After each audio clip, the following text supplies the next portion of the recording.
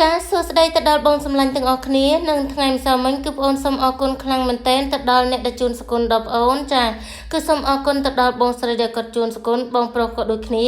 ចាគឺសូមអរគុណទៅដល់លោកពូនិងអ្នកមីងទាំងអស់គ្នាដែលគាត់បានជូនសគុណដល់បងអូនថ្ងៃហ្នឹងគឺបងអូនមានបេ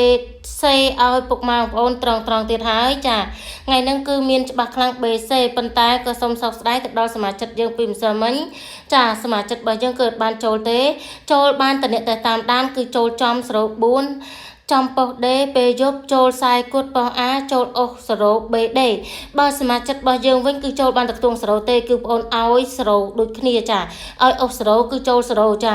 អញ្ចឹងអ្នកដែលតាមដានរាល់ Channel YouTube បងប្អូនអាចតំណងចូលជាសមាជិករបស់អ្នកគ្រូបានណាចាអាចចូលជាសមាជិកប្រចាំថ្ងៃក៏បានចា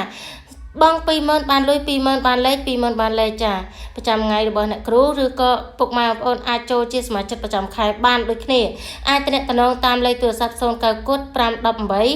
818និង011 298787ចាពុកម៉ែបងប្អូនអាចអេដរក Telegram របស់អ្នកគ្រូតាមលេខទូរស័ព្ទពីខ្សែនឹងបានឬក៏ពុកម៉ែបងប្អូនវាយ Facebook របស់អ្នកគ្រូបានស្រាប់ថ្ងៃហ្នឹងក៏បងប្អូនមានលេខ free ឲ្យពុកម៉ែបងប្អូនហេងទៀតដែរ